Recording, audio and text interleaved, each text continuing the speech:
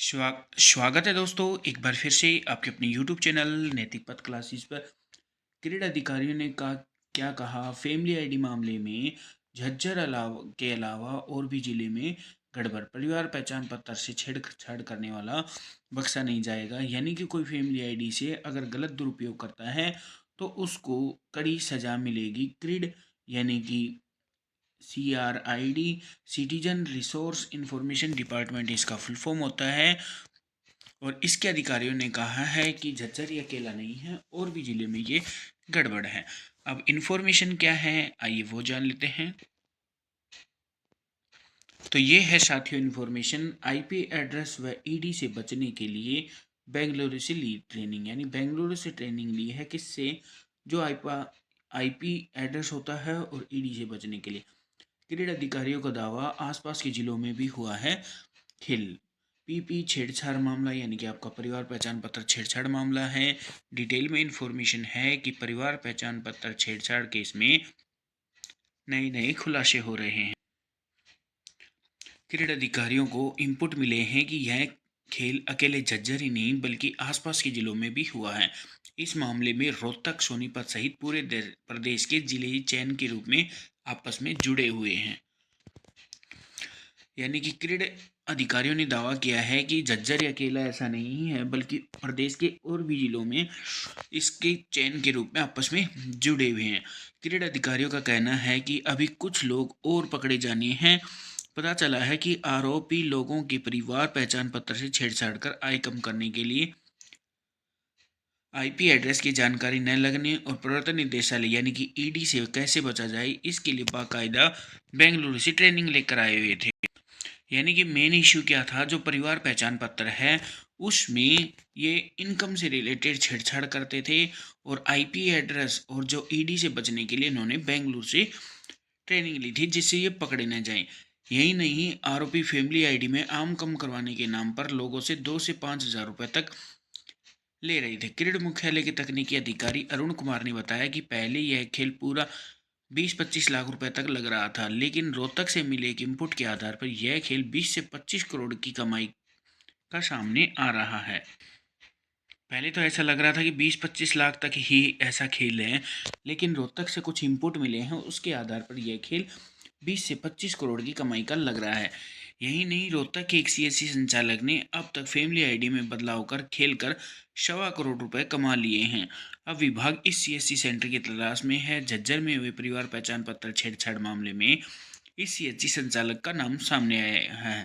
यानी कि रोहतक का जो CSC संचालक है वो बोला जा रहा है कि 1.25 करोड़ रुपए तक उसने कमा लिए हैं, लेकिन अभी उसकी तलाश जारी है और वो मिला नहीं है। और जो परिवार छेड़छाड़ फैमिली आईडी का किया गया था झज्जर में, इसी संचालक का नाम सामने आया है। 3 अन्य के नाम भी सामने आए हैं, इनमें एक पंचायत ऑपरेटर है। अब तक की पुलिस पूछताछ व जांच में 3 अन्य लोगों के नाम सामने आए हैं। इसमें रोहतक CSC संचालक के अलावा झज्जर के एक गांव में क्रीड विभाग का लगाया गया पंचायत ऑपरेटर और अन्य युवक भी शामिल हैं। अन्य जिलों में केस दर्ज कराएगा विभाग। क्रीड विभाग की ओर से यानी कि मुख्यालय की ओर से अब दूसरे जिले भी टारगेट पर हैं। क्रीड अधिकारियों को अन्य जिले में भी इसी प्रकार के काम होने की सूचनाएं मिली हैं, जिनका लिंक भी झज्जर से है। खास तौर पर रोहतक जिले का नाम सामने आया है। जल्द ही क्रीड अधिकारी रोहतक सहित अन्य जिलों में भी FIR दर्ज करवाएंगे। यानी कि जो क्रीड अधिकारी है रोहतक के अलावा और भी जिलों में FIR दर्ज करवाएंगे, जिससे जो आरोपी है वो और भी सामने निकल के आ सके। आरोपियों को नौकरी से बर्खास्त करने के लिए मांगी रिपोर्ट। परिवार पहचान पत्र छेड़छाड़ केस के आरोपियों को जल्द नौकरी से बर्खास्त किया जा सकता है। सभी आरोपी अनुबंध आधार पर नौकरी में लगे हैं। ADC ने मामले में क्रीड तकनीकी अधिकारी से पूरी रिपोर्ट मांगी है ताकि मुख्यालय भेजकर आरोपियों को बर्खास्त किया जा सके। इसके बाद क्रीड के जिला कर्मचारी भी किसी प्रकार का रिस्क लेने को तैयार नहीं हैं। साइबर पुलिस व क्रीड के रडार पर स्थानीय क्रीड की कर्मचारी भी हैं। आने वाले 1-2 दिन में और गिरफ्तारी हो सकती है। वहीं साइबर पुलिस ने बुधवार को कई लोगों से पूछताछ की है। बताया जा रहा है कि कुछ साक्ष्य सामने आए हैं। करीब 60 लोगों की आय में हुई रिवर्ट। सितंबर में एडीसी झज्जर की तरफ से एक एफआईआर दर्ज कराई गई थी जिसमें गलत तरीके से आई वेरिफिकेशन की बात सामने आई थी। इस मामले में आरोपियों ने खेल किया है। आरोपियों ने एफआईआर दर्ज होने के बावजूद उसकी रिपोर्ट क्रीड मुख्यालय नहीं भेजी थी।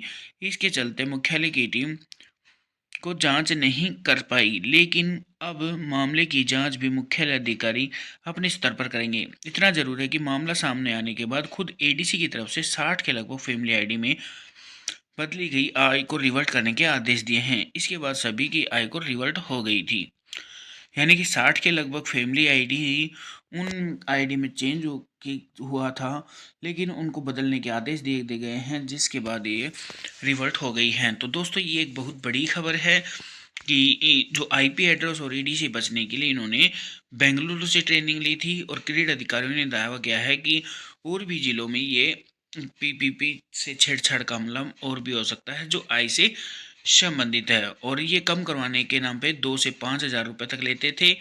और ये जो कमाई का अंदाज़ा लगाया जा रहा है, ये 20 से 25 करोड़ की कमाई सामने आ रही है, और ये रोहतक से मिले एक इनपुट के आधार पर ये अनुमान लगाया जा रहा है।